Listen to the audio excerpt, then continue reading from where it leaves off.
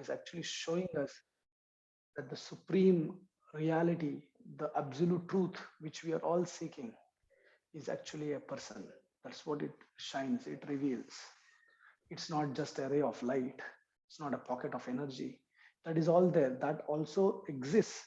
But beyond everything, it is, we are actually looking and searching for Sri Krishna, reality, the beautiful. He is a person. Even though he is revealing all these things, after his revelation only we can see him. We cannot, Krishna is speaking Bhagavad Gita, but how many people know that Krishna is God?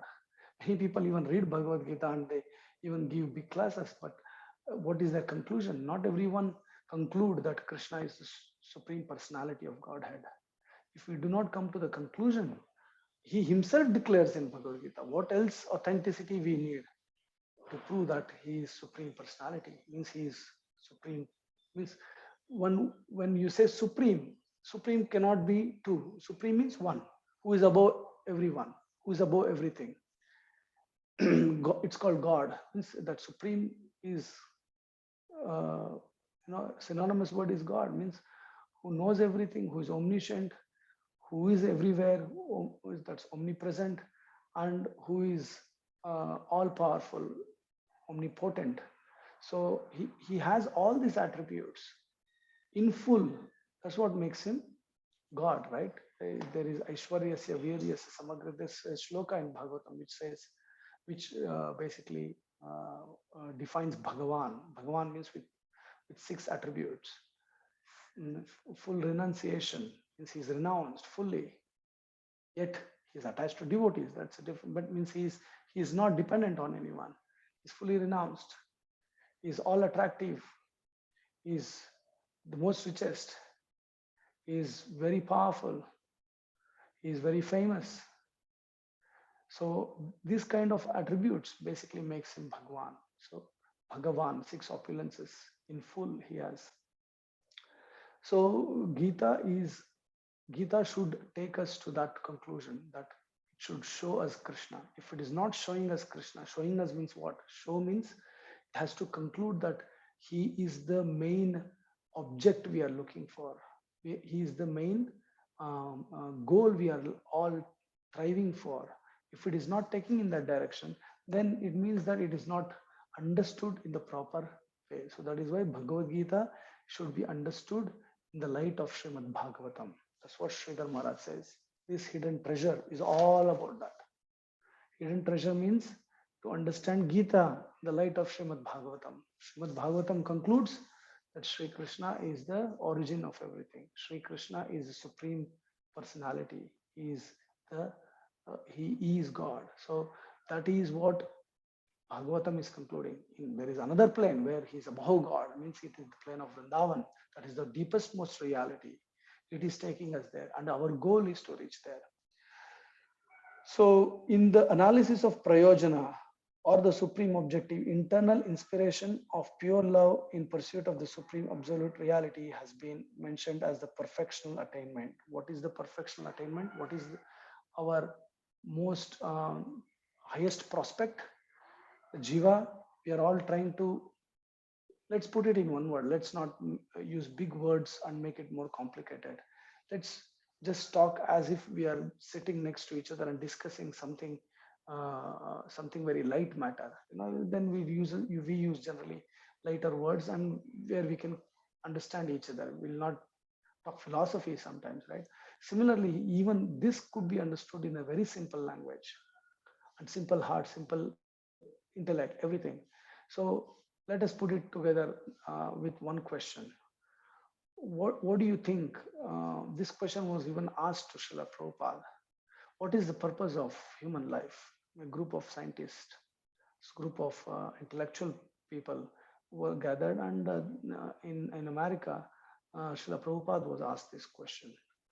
Generally, the devotees think that, oh, Prabhupada will give the regular trained answers, like that's how we are all trained. Or the purpose of life is to attain Krishna. The purpose of life is to establish a relationship with Krishna. The purpose of life is to become servant of Krishna. The purpose of life is to basically self-realization. All these answers are true.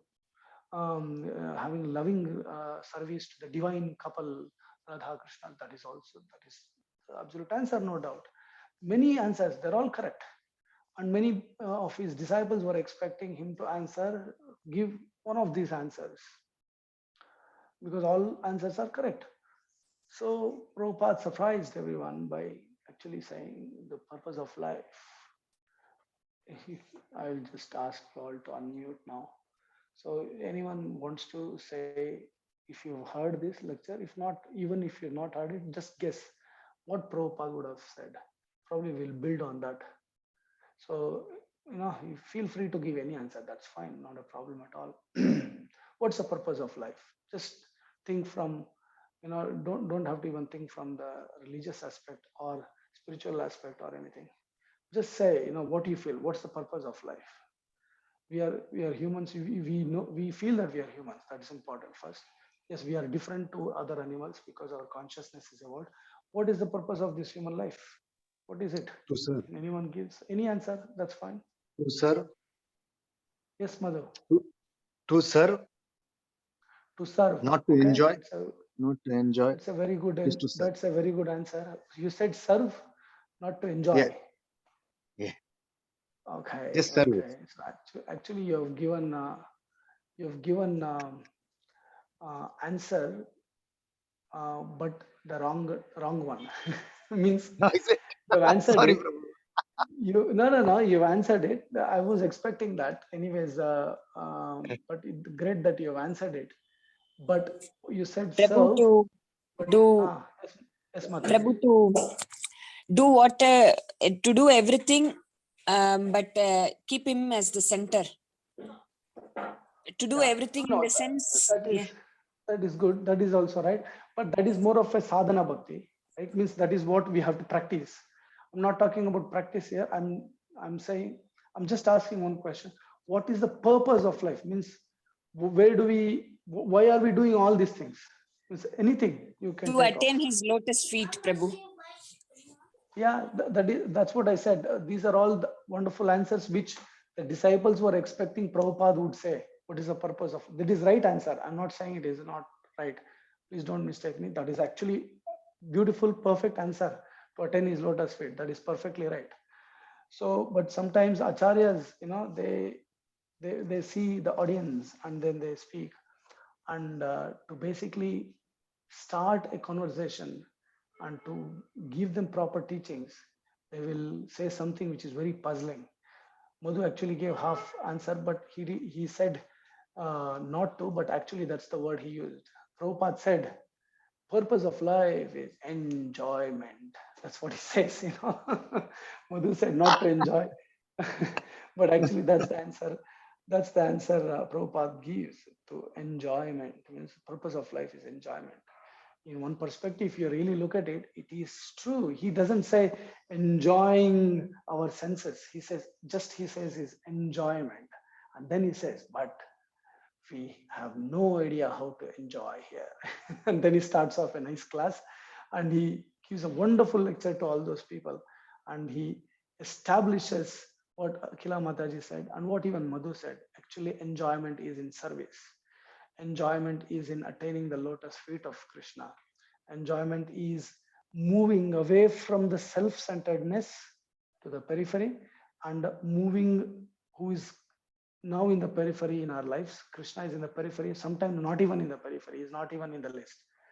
He's not even in the circle, he's out. So to bring him in the center, he's waiting, he's very close to us. Who is the closest person to us? Not from the feelings perspective only, that is there. He's the closest person even there. But even from the physical perspective, he is within us. He is the closest person to us. He is waiting. Even though he is not there in the picture, he can straight take the position of center. That depends on our willingness to welcome him. That's why Prabhupada said, one person asked how long it takes to be Krishna consciousness. One moment like this, but that one moment for us, it might be lifetimes, but one moment, it is true. It can be one moment. We can transform, we can change. The spark comes and we are convinced, yes, what am I doing? All this time, I'm thinking I'm the center. Everything is for me, for my enjoyment. My enjoyment means what? My senses enjoyment. Actually, enjoyment is everything. Means we are all looking for enjoyment. Let us not deny. We want, enjoyment means what? It's very subjective. Very subjective. Everyone's enjoyment is different. Means in one line, enjoyment means to please our senses.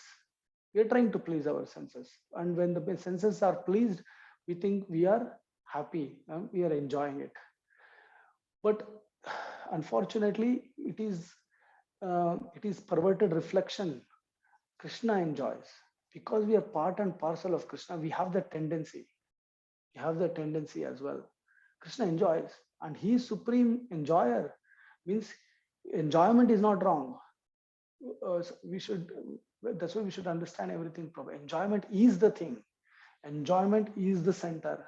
Krishna is also driven to that thing, which is love. No?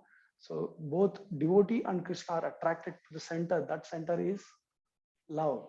For what? To enjoying each other, to enjoy each other, to enjoy that relationship. Krishna is drawn towards Yashoda. Yashoda is drawn towards Krishna. So much so that they both hanker to serve each other. Because serving each other gives enjoyment. Madhu, your answer, serve gives enjoyment, right? More than what we can enjoy. When we try to satisfy our senses, we might find enjoying, no doubt. I'm not denying the enjoying aspect as well. It is there. Nobody can deny that, there is some pleasure in this world also.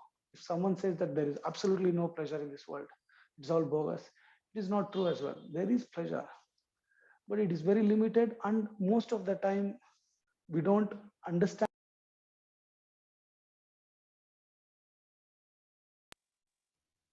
Can you hear me again? There was a phone call which just I just disconnected. So we should not mistake for the proper happiness to the mundane pleasure or happiness. We actually don't know what is happiness in one way. It's absolute happiness I'm talking about. What we have experienced is pretty much in the plane of senses, but beyond senses is our heart. Not the physical heart. It is the soul, which we say. English word soul is very weak to explain that. It is the heart of the jiva. Means it is the feelings of the jiva. So if that has to be touched, if that is touched, it's called self-realization. Just coming to the plane of self-realization means to realize that I am not this body itself is very pleasurable. Forget about even service to Krishna or knowing Krishna, everything. One might be self-realized, but not be God conscious. Means not being God conscious means atheism. Atheist who doesn't believe in God, who only believes that there are two kinds of atheists. One atheist who just thinks that I am the body, and what I see, what I perceive is the only reality. Apart from that, there is no reality.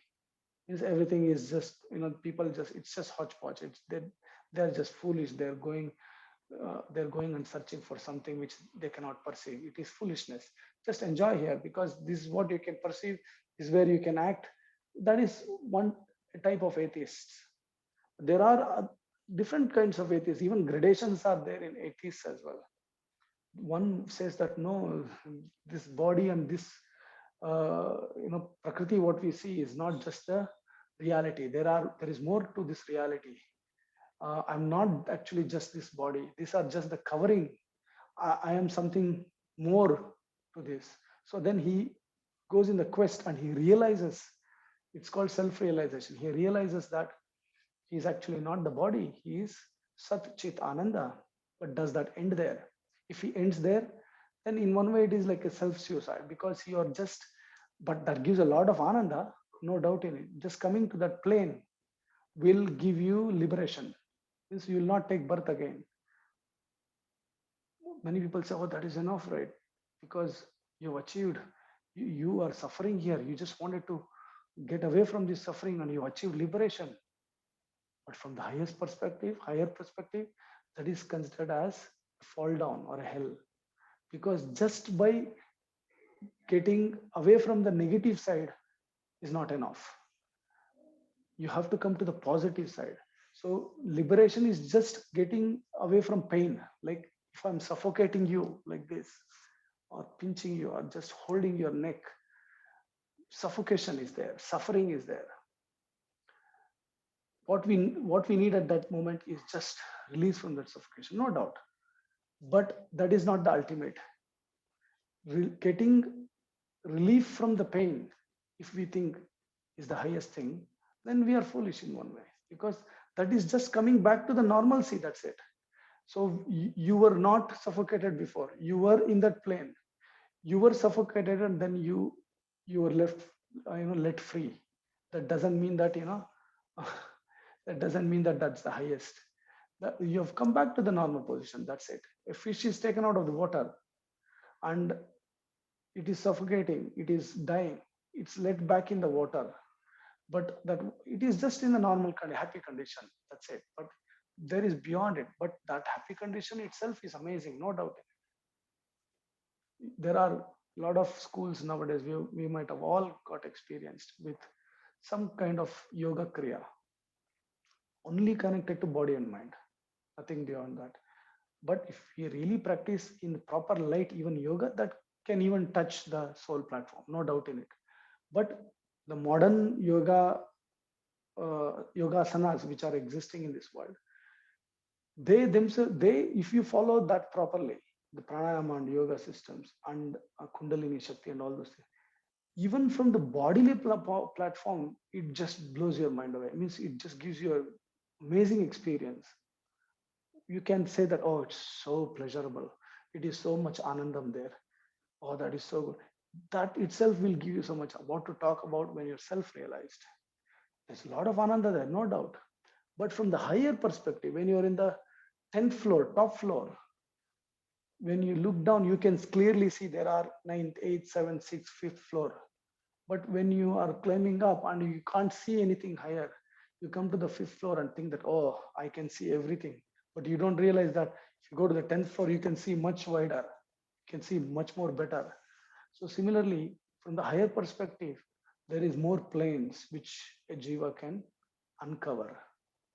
So just by coming to the Atma plane is not enough. That is why Bhagavad Gita is amazing, amazing scripture, which actually gives step by step. Second chapter itself means actually you can say that it is the beginning of Bhagavad Gita.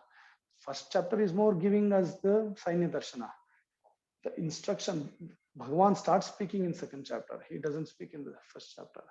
And Krishna straight away establishes Atma Tattva. He brings you to that plane, self-realization. He says that you are not this body. He establishes that very strongly, which we will see as we go. So, and it doesn't end there. That's not the conclusion of Bhagavad Gita. That is the start of Bhagavad Gita. So, and then from there, it takes you to the omnipresent state, where he says there is Paramatma realization, where you're not independent. You are not everything. It's just not that you are Atma. There is more towards it. You are part and parcel of super subjective reality. That is Paramatma. There are two concepts. One is, both are in two peripheries. One is all accommodating factor, and other one is all, means it's a most subtle, that is Paramatma. All accommodating is Brahma. All pervasive is Paramatma. Two different aspects. One which accommodates everything and one which is in everything. Anoraniya Mahato Mahya. Biggest or greatest of the greatest, biggest of the biggest, smallest of the smallest. Two different extreme aspects of God. But there is a central focal aspect as well. That is Bhagavan. That is his own sweet, playful pastimes. Means his own personal, private life. These are all the peripheries of God, but there is a center, that is Krishna. So Bhagavad Gita will bring you to that plane of Bhagavan. There is self-realization, Paramatma realization, and Bhagavan realization. Three realizations are acquired, or this understood, and we can actually go to the third plane and develop a relationship with him. So we are all looking for ananda, happiness, enjoyment, no doubt. But the enjoyment should be understood whether it is limited to senses or enjoyment is beyond the senses. Enjoyment is there in senses, no denial, but it's very limited, temporary. Many a times it causes suffering after that pleasure. If we take more than necessary or if we exploit the nature. And most of the time, the senses are means senses by themselves are not defective. Defective means physically they are defective, means you cannot blame them. They are not to be blamed. Senses by themselves, you cannot blame an eye. The seer is blamed. You cannot blame the nose. Where you go and poke your nose is basically who is that person doing it. So that's the mind. Mind is blamed. Mind is, and in this world, you are labeled from the perspective of mind. Two persons are there. One is a doctor, one is a rogue. Doctor also uses the knife, cuts the abdomen. And a cruel person, bad person who wants to, rob you or who wants to hurt you, he will also use the same tool, knife, and he will also cut the abdomen. But one is glorified and one is put behind bars because the intention, the whole perspective is different. It's diagonally opposite perspective. One is to save life and one is to take life. But the same action is same. So the senses are just guided by the mind. Senses are just the instruments used by the seer. We are the seer. We are the experiencing personalities. We means what? I means I'm now coming to the plane of mind. So am I the mind then? If I declare and if I am convinced that mind is the most highest thing which we can go to, that is all that is there beyond senses. Other things we can see our senses. Panchabhutas we can see, we can feel, we can touch, whatever it is. Means we can perceive it through our senses. But mind, you cannot see, but yet everyone agrees that there is mind because we can feel it. Means we are experiencing the mind. So one says that, oh, just come to the plane of mind and negate that mind. Because everything is because of this stupid mind. It is driving everything crazy. Means everyone is either happy or sad because of this mind. Just cut off that mind, then nothing exists. You will not suffer. Nothing exists after that. You don't exist at all. That is Buddhism, current prevailing aspect of Buddhism. Not necessarily this the teachings of Buddha, but this is how Buddha even bewilders the world. He charms the world with this philosophy of Shunyavada. So there is more towards realities. So we go beyond mind, we come to the intelligence. Beyond intelligence, we come to the false ego. Then beyond false ego, we come to the plane of soul. There is Manasu, Buddhi, Chetana, Chitta, Chaitya. So many aspects are there. We will all look into these aspects as we go in Bhagavad Gita. We don't have to rush. So I think we'll stop here. Gone 7 minutes beyond our sort of timeline. So any questions anyone has? We can probably hear the question today and start the answer tomorrow and then continue. Any questions? If you cannot sort of come up with a question now, that's fine. You can even think of, and if you have read yesterday, which I requested you all to read some pages of the introduction of Bhagavad Gita as it is. We have not yet gone there, but you keep reading it. And if you have a question, if a question pops up, don't mind, just write it down or put it in the group that I have this particular question, or you can even directly write to me and say, I have this question, if you can answer it tomorrow, and I will try my best to answer that question. Okay, so anything else? Okay, sounds good. So everyone's okay, I guess. So Harinam Sankirtana Yajna ki jai. Yes, Anupam Prabhu, you want to say something? No, Prabhu, say Pranam Prabhu. I have an opportunity to talk to you. So I just thinking, at least say hello, Prabhu. How are you, Yes, Prabhu? yes. Hare Krishna. Hare Krishna. All good. We are all well. Krishna's mercy. We are all doing well, and everything is going good here. Great here. No problem. Okay. Simple and easy. We all miss you. Miss you all, in fact. So I'm looking forward to see you all maybe in April just for a small holiday. Oh, Hari, Yeah, it's not 100% yet. We'll it have to look at was April, how things April, unroll. April next year, Prabhu? Okay. But yeah, nothing is concrete yet because we don't know how, because globally things are changing so quickly every day. So if things are normal, we will definitely think about coming in April. Okay. Okay, great. Because the So, Prabhu, actually, I'm planning to doing. So I just because you're doing a Harinam here. So if you're coming from yes. April, then we can extend to up to April, Prabhu. That's what I'm thinking actually. Yeah, I will know more about it probably in February. Come February, I will know more about it. Okay. Okay. All right. So thank you everyone, and thank you for coming. And we will catch up again tomorrow. Srimad Bhagavad Gita ki jai, Srila Prabhupada ki jai, Srila Gurudev ki jai, Samaveta Bhaktivinoda ki jai, Gaur Premanande, Hari Bol.